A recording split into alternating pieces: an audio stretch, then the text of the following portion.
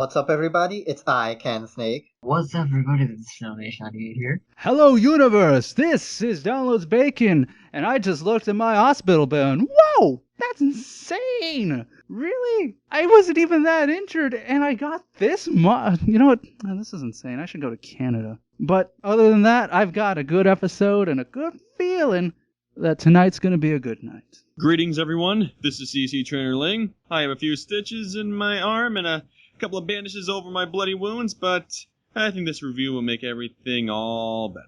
And so, guys, without further ado, let's jump right into the plot. So the plot here is when Roger is temporarily laid off from his piloting job, he takes a job as the Biscuit Twins' personal assistant and chauffeur, much to Blythe's dismay. Meanwhile, Mrs. Twombly gives Zoe and Minka a DNA test, and the very shocking results turn the day camp upside down, with Zoe being classified as a mutt and Minka as a rare species. My first positive would definitely have to be Biscuit Twin Rhapsody.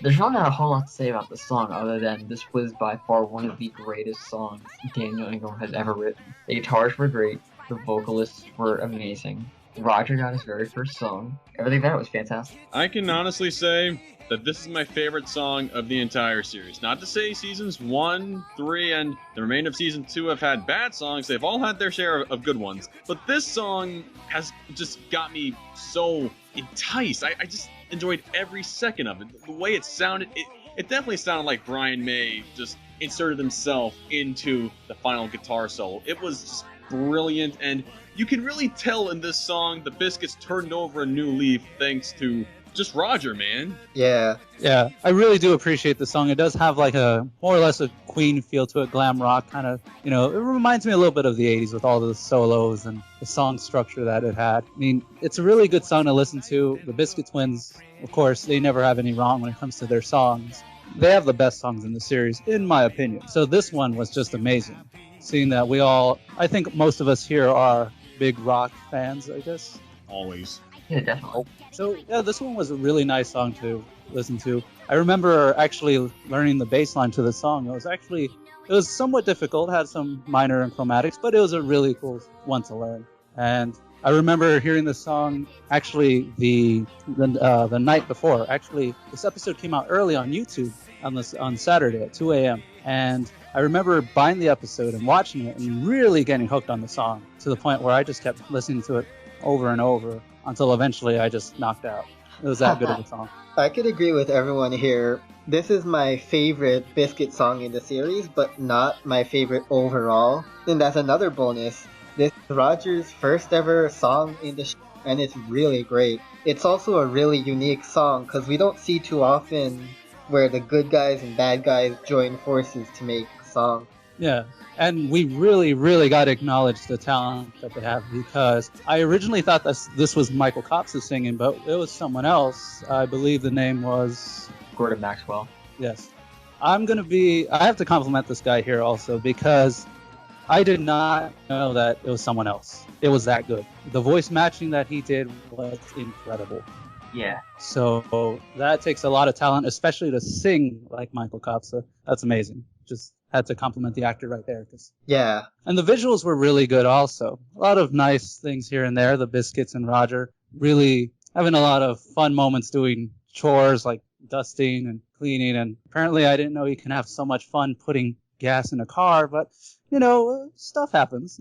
It's the thing about a music video, I guess. So, other than that, it was a really good song. It was necessary. It basically showed how the Biscuit Twins were kind of turning a new leaf, like we said before. So I don't really got much else to add to that without going on for days.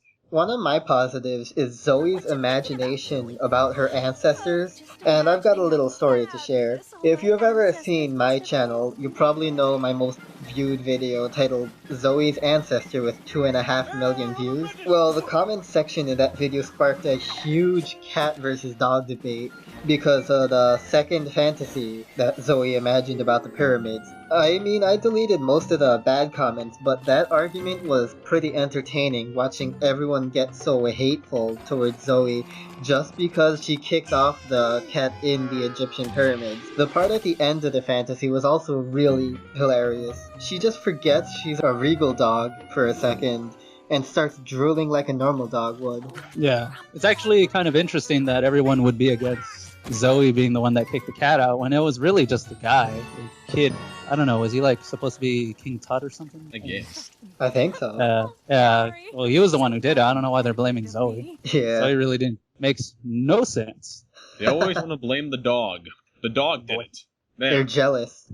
They're jelly. Totally jelly. Another Sorry. positive I have is Zoe acting like a mutt and then putting on the Jersey Shore accent later in the episode. It's kind of a half and half deal where I really like it, but I'm kind of embarrassed by it because I live in Jersey, not anywhere by the shore though. So it's really fun to have this represent my state, but really embarrassing to have Jersey Shore represent my state.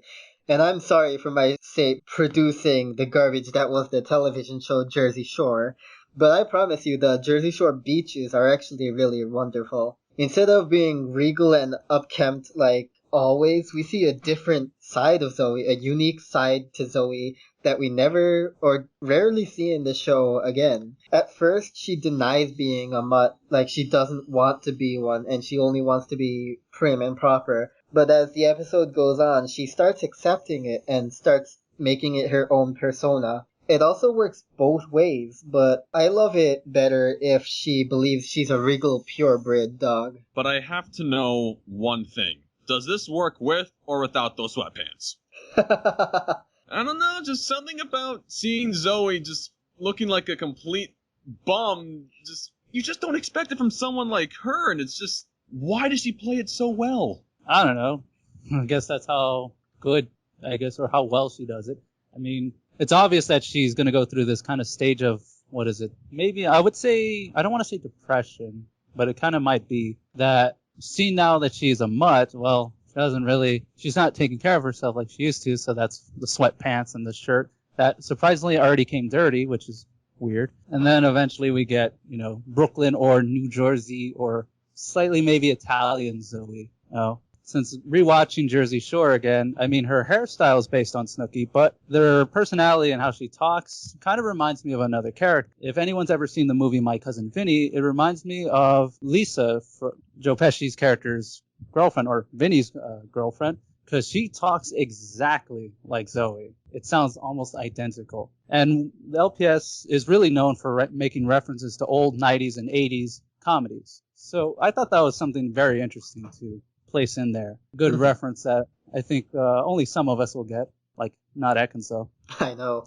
One of my positives would definitely have to be Queen Minka. Not only getting the royal treatment, but then dishing it out to all of the other pets after she was totally against it before. But being able to have Zoe embrace who she is, and Zoe doing the same thing for Minka, just why can I actually believe that Minka would start letting people treat her like she's this rare species known as the Minky? It's just hilarious. It is hilarious. Kind of reminds me of Bad Hair Day.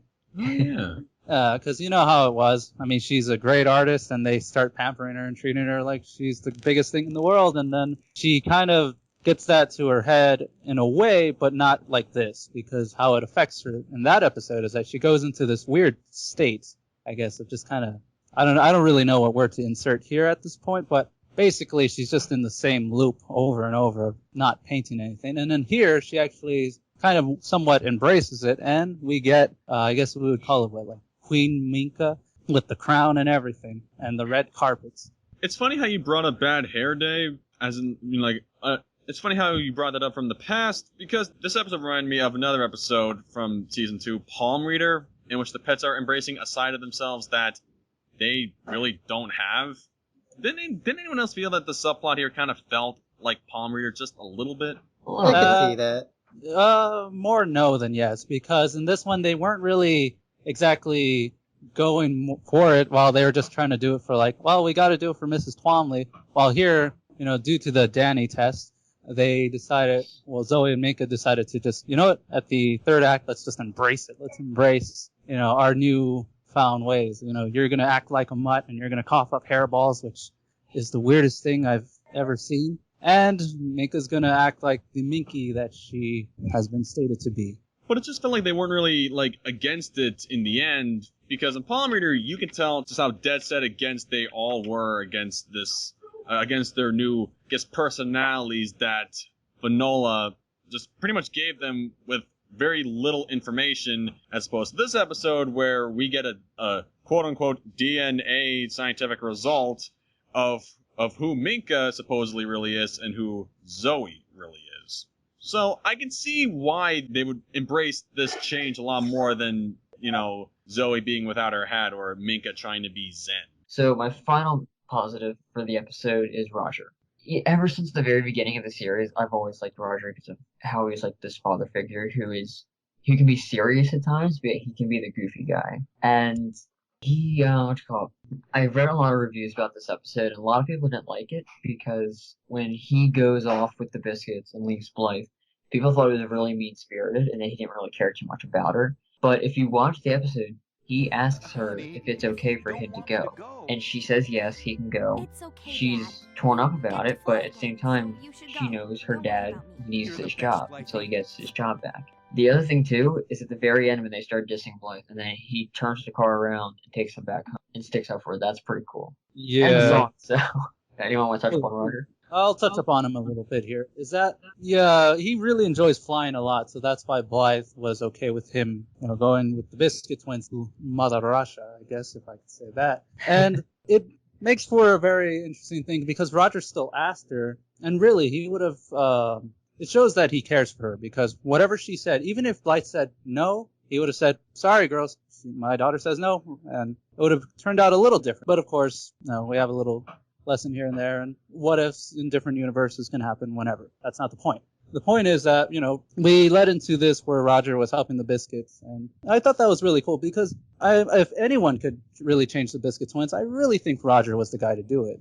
Yeah. Song and dance. Of course. I think what I can say about Roger is, I'm not sure if it's a stretch or anything, but I really think that he could possibly be a better father than Fisher. Now, I'm not saying that Fisher is a bad father when it comes to trying to raise his girls the right and proper way, but somehow I think Roger could, be the better substitute here. Because as we mentioned earlier in that song, the Biscuits turned over a new leaf, and you see them doing all this yard work, you see them cleaning the house. You don't normally see these kids do these things, and just when they're with Roger, who's also a father, it's like he really embraces good behavior and a very strong work ethic. So, yeah, that's why I can say that Roger is the best parent of this whole series.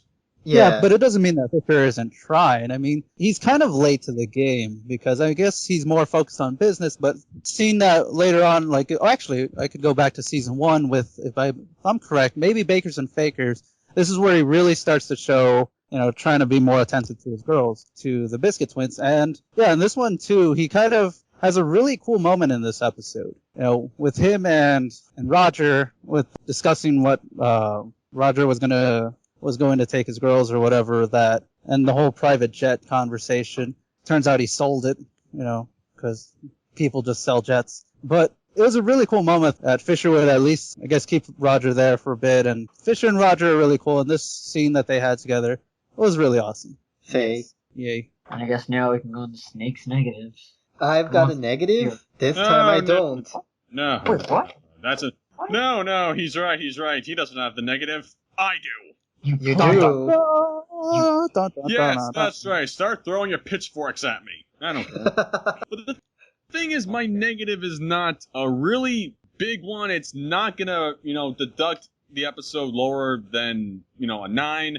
It's only a small little pet peeve. And that would be the moment where Mrs. Twombly mistreats the DNA results even though she's wearing her glasses, and as we've seen in Blythe's pet project, she can't see anything even if it's directly in front of her without her glasses. So that part kind of got me confused. I mean, I don't know if it's small text on that paper or she just has that hard of a time reading even with glasses. Maybe she doesn't know how to work the machine correctly when it comes to reading the results. I don't know. It just kind of boggled me. I would say objection, but you kind of said something a little there that I was about to say. Is that, yeah, this is a new thing for Mrs. Twombly, so of course it's possible that she could have misread this Danny test or DNA test. And yeah, it seems very likely. I mean, yeah, she can operate a tablet or a computer, but it took time for her to do that. And while this seems fairly new, I mean, she at least realized her mistake later on. So yeah. I guess that's the resolution of the episode. But with Mrs. Twombly's age and how, if we're going to really go back and to Door Jam, 1969. If she was like 20 or 30, I mean, here at this time, she would be at least 70 or so. So I would guess technology and new things would come a little bit slower. I'm not saying anything mean before anyone jumps the gun, but just saying. Yeah. I guess. Anyone? Yes, so there's a word from Bacon the Brain Heenan. Keep on stroking the ego, buddy. I will. Lego my egg. Come on, Snick, you gotta give me something here. I As wish I everyone had looks a at- negative. As we all look at Ekans, hoping for that negative, but a negative never comes. I know. It's a dark day. So it's final Well, thought time. Alright guys, so for me, overall, I don't want to go too far into details on this one because this was a fantastic episode. I already gushed a bit about this episode, so I don't want to go in too much farther than I already have. So what I'm going to say about this episode, I'm going to give this episode a 10 out of 10, Platinum Trophy, IGN, it's okay. Enough said.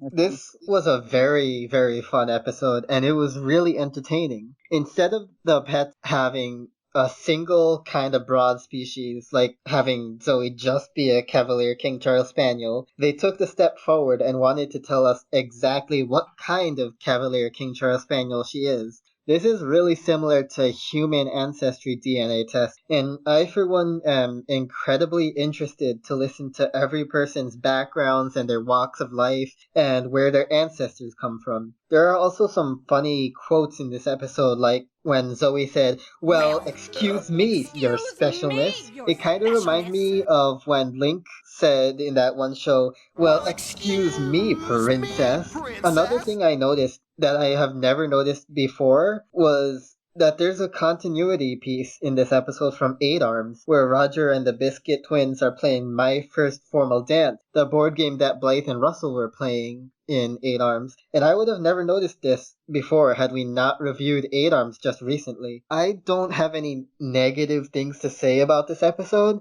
and this was a really great episode to watch, not even just because I'm a Zoe fan, but in general. It was really great, so I'll give this a 9.5 out of 10.